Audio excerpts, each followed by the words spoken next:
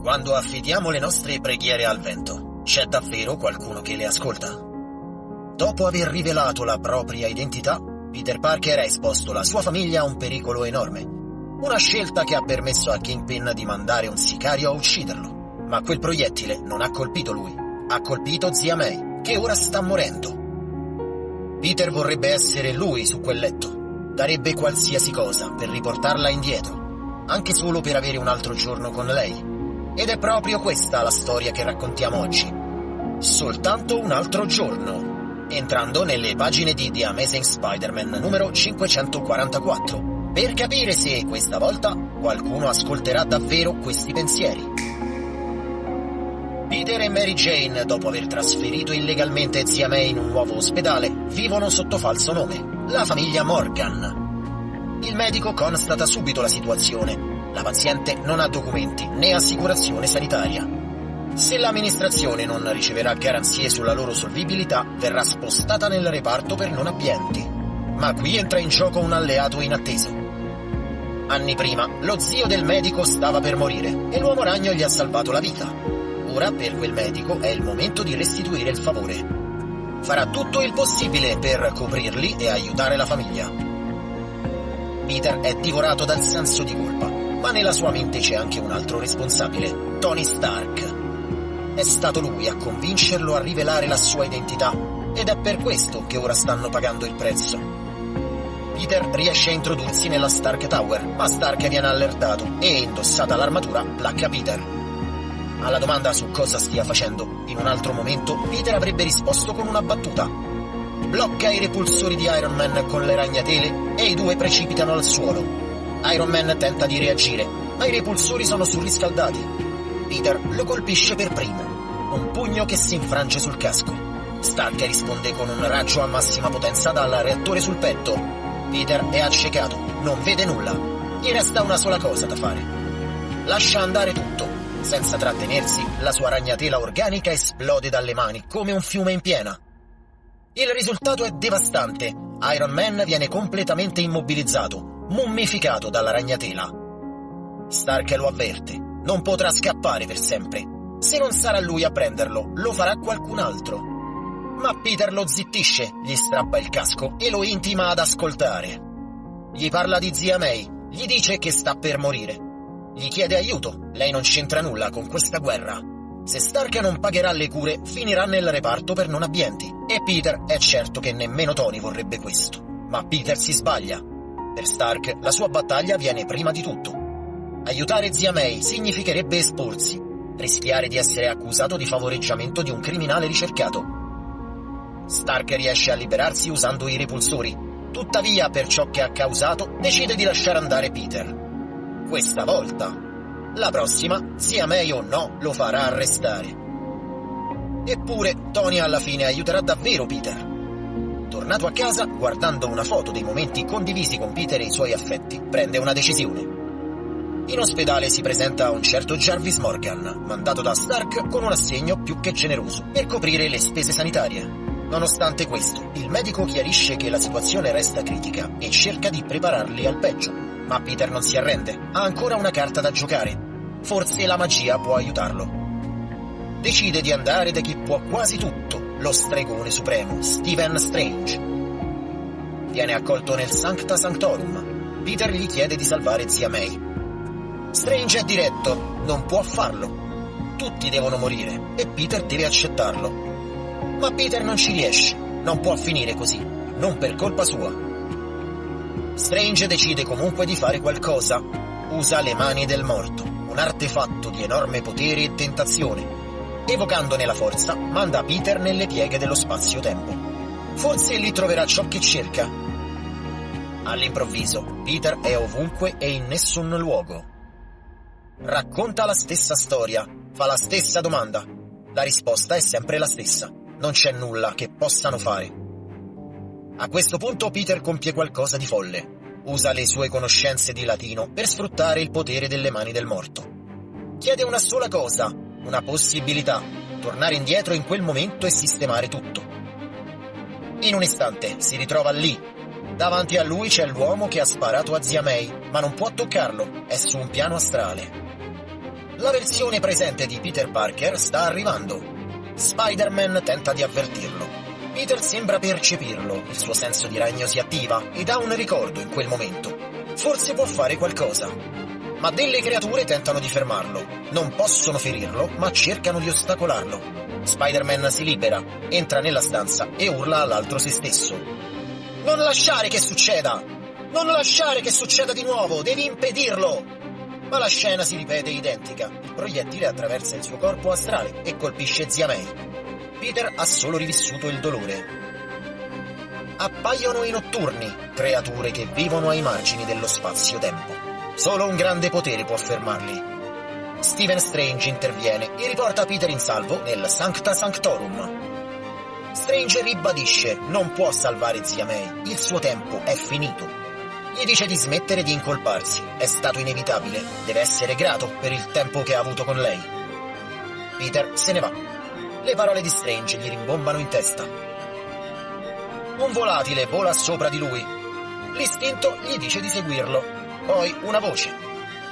Aveva ragione, tu non puoi cambiare questo, ma io posso. Davanti a lui appare una bambina dai capelli rossi e dagli occhi verdi. Gli dice che fa tanto per proteggere gli altri, forse è il momento che qualcuno protegga lui. Gli dice che può indicargli la strada, c'è un'opportunità per salvarla. Devono muoversi, non c'è tempo. Peter non capisce chi sia quella bambina né dove siano i suoi genitori. Lei lo accusa di essere egoista, egocentrico. Dice che pensa solo a dormire con la coscienza pulita. Lo chiama idiota, come hanno sempre fatto tutti. Poi se ne va, dicendo che non avrebbe dovuto dirgli nulla. Peter resta immobile, non sa chi fosse e ormai è sparita. Un'altra voce alle sue spalle. Posso aiutarti? È un uomo seduto su una panchina. Peter chiede della bambina. Lui non l'ha vista. Dice di lavorare nel software, nei videogiochi. Mondi dove puoi rifiutare la realtà e avere sempre una seconda possibilità. Un'auto rossa si ferma. L'uomo a bordo dice di aver visto la persona che cerca e gli offre un passaggio. Gli racconta della sua vita. Odiato perché è più intelligente. Picchiato dai ragazzi popolari. Poi diventa inventore, milionario. Ora quegli stessi ragazzi lavorano per lui. Peter pensa che sia felice, ma l'uomo parla di una ragazza del liceo, tutto ciò che avrebbe voluto. Ora l'ha persa e rinuncerebbe a tutto per lei. La corsa finisce. Questo è il posto. Una voce femminile alle spalle. Sono qui. Sono sempre stata qui.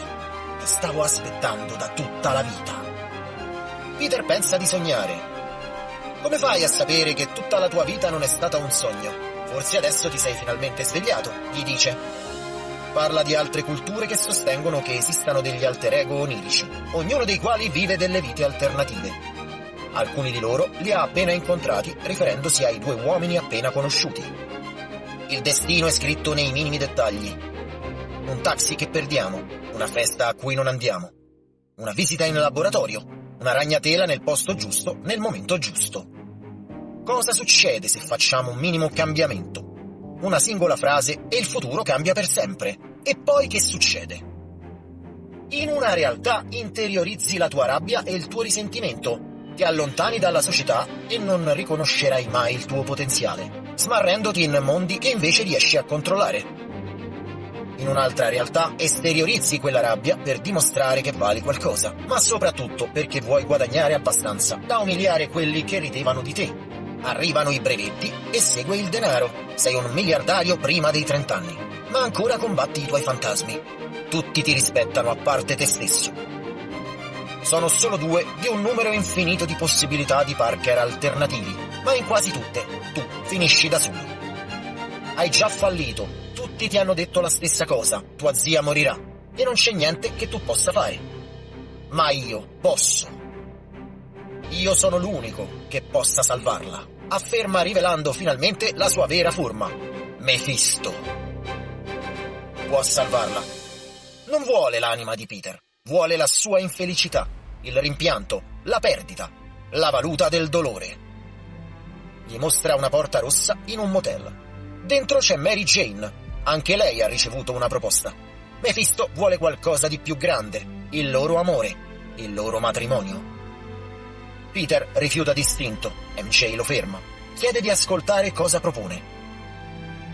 Diciamo questo: godetevi il mondo così com'è finché potete, perché avete solo un altro giorno. Non ricorderete consciamente né questo accordo né questo momento, e neppure la vita vissuta fino a qui, ma ci sarà una piccola parte della tua anima che saprà cosa ha perduto, e io trarrò gioia nell'ascoltare quella parte della tua anima in eterno. Hai fino a mezzanotte per accettare. A quel punto o perderai il tuo matrimonio o tua zia. In ogni caso, il mondo che conosci, che ti sta tanto a cuore e per cui hai lottato così tanto, sarà finito. Peter ed MJ restano soli. Lei si chiede se non sia veramente giunto il momento per zia May, se la cosa giusta sia lasciarla andare. Ma Peter non può, non riuscirebbe a convivere con questo peso, sapendo che morirà per colpa sua. MJ dice che non potrebbe mai dimenticare i momenti vissuti insieme, nessuno potrà mai portarglieli via. Poi si apre all'accordo. Mephisto è già lì, non ha bisogno di essere chiamato, è pronto a siglare il patto. Peter però vuole sapere una cosa prima di andare fino in fondo: come funzionerà davvero. Mephisto sorride, compiaciuto, ed è felice di chiarire ogni dettaglio. Voi due non sarete più sposati perché non sarete mai stati sposati. Semplicemente non sarà mai successo. Il vostro matrimonio è un piccolo frammento nel tempo, che io rimuoverò in modo indolore. Tutto il resto rimarrà lo stesso. Mary Jane alza la voce. Zia May è stata colpita perché Peter ha reso pubblica la sua identità, non per il loro matrimonio. Mephisto continua. Vi siete mai chiesti perché io abbia scelto proprio voi due? E perché il vostro amore è il più raro di tutti? Puro e incondizionato. Un amore come il vostro nasce una volta ogni 1000 anni, e togliere questo, negarlo, è una vittoria come nessun'altra. Quindi se c'è bisogno di questo, la sua identità sarà dimenticata. MJ è decisa, accetterà il patto, se accettare significa restituire a Peter la vita che aveva prima, ridargli una possibilità, una vera chance di essere felice. In cambio, MJ ha qualcosa da offrire, qualcosa che Mephisto desidera davvero. Si avvicina e glielo sussurra all'orecchio. Il tempo sta per scadere. Mephisto perde la pazienza, pretende una risposta. Peter esita, schiacciato dal peso della scelta. MJ gli prende il volto tra le mani, lo guarda negli occhi. Andrà tutto bene, gli dice piano. Sei un eroe, il mio eroe. Peter chiude gli occhi, poi annuisce. Fallo. Mephisto prende la parola. Fatto. Ora il nostro patto è siglato. Ma devo ammettere che sono sorpreso. Sorpreso di Peter, perché non ha più chiesto chi fosse la bambina dai capelli rossi. Ed è proprio qui che arriva la rivelazione più dura. Quella bambina era la figlia che non avranno mai, sacrificata dal loro desiderio di salvare zia May. Peter prova un'ondata di furia, impotente, ma è troppo tardi. Il tempo è scaduto, il patto è ormai compiuto. MJ lo abbraccia, le lacrime scorrono sul volto, e con voce tremante gli dice: qualunque cosa succeda, nulla potrà separarci. Ci ritroveremo e torneremo insieme. Si dichiarano il loro amore in un ultimo, disperato bacio. I ricordi del loro amore si sollevano come scintille nell'aria, fluttuano per un istante prima di svanire, come magia che si spegne per sempre.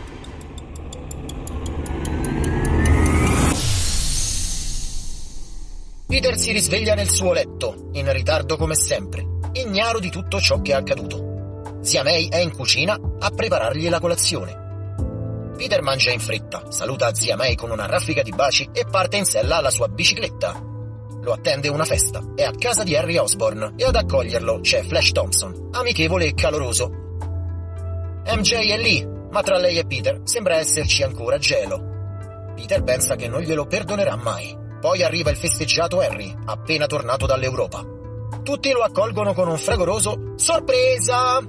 La festa ha finalmente inizio. Harry alza il calice per brindare insieme a Peter e agli amici. Brindano ad un nuovo giorno.